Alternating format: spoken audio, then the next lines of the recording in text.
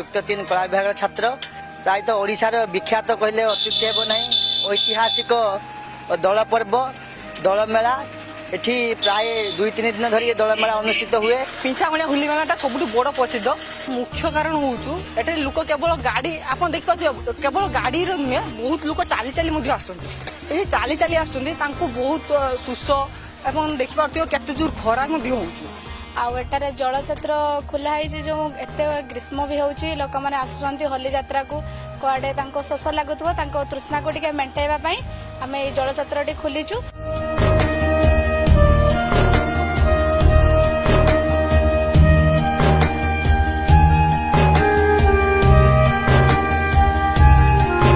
ପିଞ୍ଛାମଣିଆ ଦୋଳମେଳା ଐତିହାସିକ ପୃଷ୍ଠଭୂମି ଆର ହେଉଛି ଆପଣଙ୍କର ଏଠି ରାଧାବଲ୍ଲଭ ଯେଉଁ ଠାକୁର ଅଛନ୍ତି ରାଧାକୃଷ୍ଣଙ୍କର ରୂପ ରାଧାବଲ୍ଲଭ ଜୀଉ ରାଧାବଲ୍ଲଭକୁ ଏଠି ପୂଜା ଅର୍ଚ୍ଚନା କରାଯାଏ।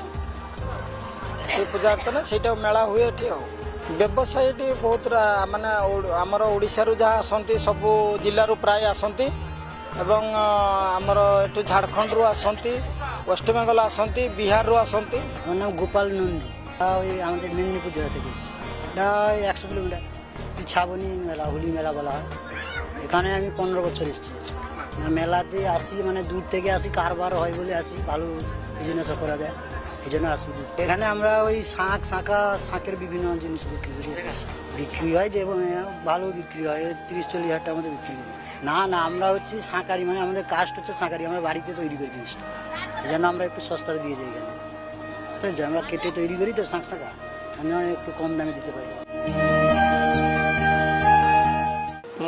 শ্রী মনোরঞ্জন প্রধান সেটা তো আমি কইপারিনি কেতে বর্ষ হেলানি 200 বর্ষ উপরে হেলানি মেলা এটি এ মেলা পঞ্জিকারে লিপিবদ্ধ হয়েছে এবং এই মেলার বহুত গুরুত্বপূর্ণ ঐতিহাসিক মেলা রয়েছে। মেলার লোক বহু দূর দূরান্ত বিবাহর সরঞ্জাম সব কিনতি।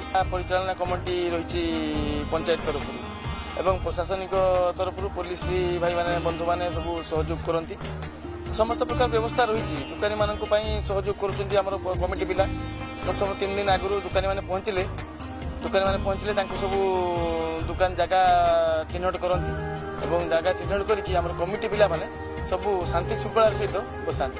আমি কিমিতিয়া দোকানী ভাই মানে আসিকি এটি কিমিতা সুরক্ষিত বসবে তাঁকু লিমিটেসন রଖିকি জায়গা ধরিকি রখিবা সুরক্ষিত বসবে আউ বেপার বাণিজ্য করিকি সে দূরকু পুଣି ফেরিଯିବେ। আমার দায়িত্ব রইলে আমি সুরক্ষিত আসবে সুরক্ষিত যাবে।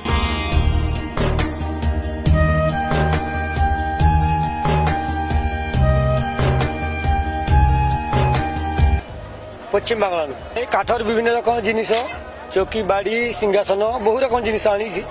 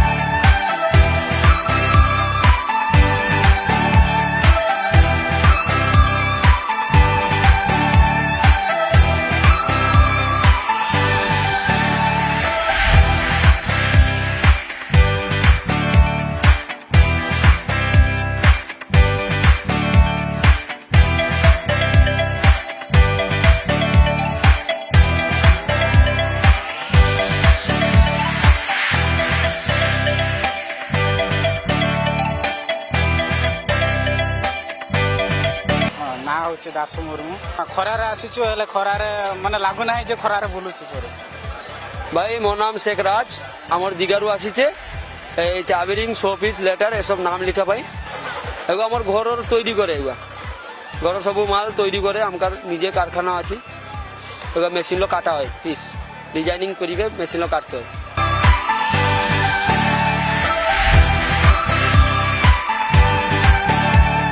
14 ବର୍ଷ ଦୋକାନ ହେଇଗଲା ହେଲେ ଘରେ ଲୋକ ବସି ରହୁଛନ୍ତି ଭାଉଜ ବୌଦି ଯେଉଁମାନେ ଯାଇପାରୁନାହାନ୍ତି ସେମାନେ ମେଳା ବୁଲେଇ ଆନନ୍ଦ ନିଅନ୍ତି। କିଛି ନୂଆ ନୂଆ ଆନୁଷଙ୍ଗିକ ମେଳା ଯେଉଁ ଥାଏ ଏନ୍ଜୟ କରନ୍ତି। କାହ୍ନୁଚରଣ ବେହେରା ଘର ତାର ରୁପ୍ସା। ନା ନା ଇଏ ମାଟିର ଯେ ପଇସା ସଞ୍ଚୟ କରାଯାଏ ଗୁଟି ସେଇ ପଇସା ସଞ୍ଚୟ କରାଯିବ। ଆଉ ଡାଇସ୍ ଅଛି ମାଟି ଅଣାଯିବ ମାଟି ମରାଯିବ ମାଟି ମରାକି ତାକୁ ପ୍ଲେନ୍ କରାଯିବ ତାକୁ ଡାଇସ୍ର ଏଇଟା ପ୍ରାୟ ହେଇଗଲାନି ଆଜିକି 30-40 ବର୍ଷ ହେଲା। ଏଇଟା ମାଟିର ଗୁଟି କୁହନ୍ତି ଆମେ କହୁଛେ ଆମର ଆମ୍ବ ପଣସ ନା ଧରି କହୁଛେ ଫଳ କିନ୍ତୁ ମାଟିର ଗୁଟି କୁହନ୍ତି ଆଉ ଗୁଟି ଆଉ।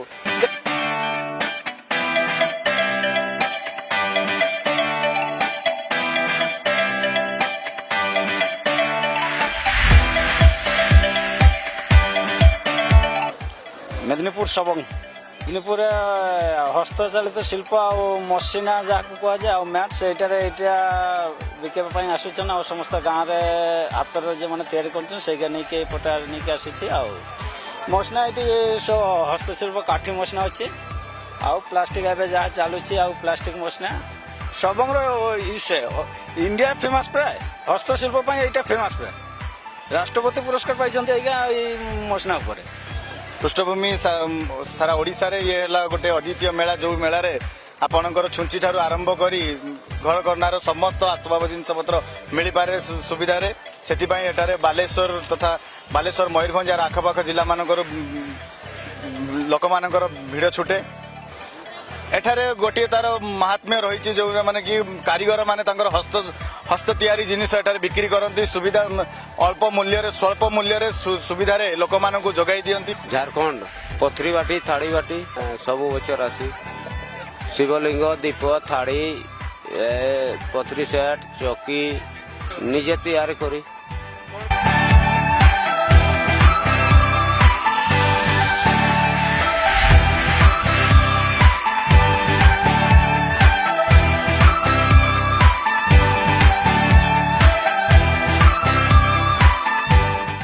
କାମଦେବ ପ୍ରଧାନ ବାଲେଶ୍ୱର ଜିଲ୍ଲା ମହାବଳା ଗ୍ରାମ। କଣ ବିକିବା ପାଇଁ ଆସୁଛନ୍ତି?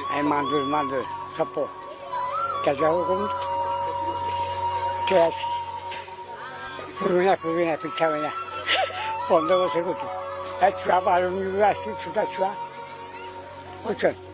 ବାପାଙ୍କୁ ନେଇ ଆସି ମେଳା ପାଇଁ ମୁଁ ଏକଲା ପାରୁନାହିଁ ବୋଲି ମୋ ବାପାଙ୍କୁ ନେଇ ଆସିବି।